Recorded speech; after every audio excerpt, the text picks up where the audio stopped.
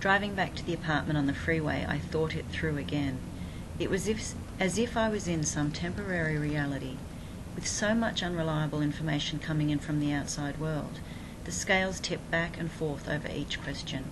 Just then I noticed something in the van ahead. Beyond the tinted black windows I could make it out, the lens of a video camera.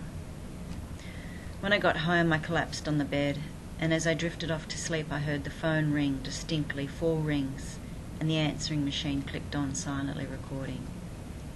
I am sitting in a seat near the back of an empty football stadium. Way down near the front in a seat is Ken. He appears in a seat closer and closer to me, until he is right next to me. After I awoke, I put the kettle on and checked the answering machine. Recorded silence. About 10 seconds of it. Then the rattle as the handle hit down on the phone and disconnected. Outside, the day was frozen with the cloudy glare of still life. I sat for a while on the velvet chair. A car parked outside slowly pulled away. I was persistently worried about whether I should or shouldn't do something. So much more aware of every wrong move I could possibly make, and finding it harder and harder to make a decision about anything, as if some vulture might swoop down and clutch me up as a consequence. It amazed me that I could be so present in the world and feel so incapable of taking part in it. One morning, as the bus was thundering down the road between stops, it passed a blind black lady tapping her cane along the footpath. The bus stopped at the lights and she raised her head and started yelling, "Bus, stop! Bus, stop!" But the lights turned green and the bus hurtled on. Do something, I told myself, but it was too late and I felt a wave of pathetic guilt.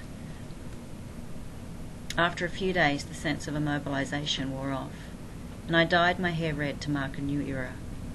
Within days, an article appeared on the internet about Ken's new mystery woman, a redhead. Maybe the redhead is a symbol of me. I was growing accustomed to symbols taking on new meanings.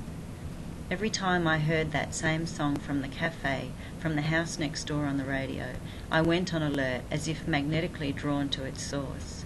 I began regularly checking websites set up for fans wanting news on Ken's movements. An anonymous bystander reported that Ken had followed a woman out of the restaurant after giving her a rose, but she ignored him and walked away. I looked at the single rose I'd picked in a small water glass on my desk. I knew now what I had to do. I needed to get to his world.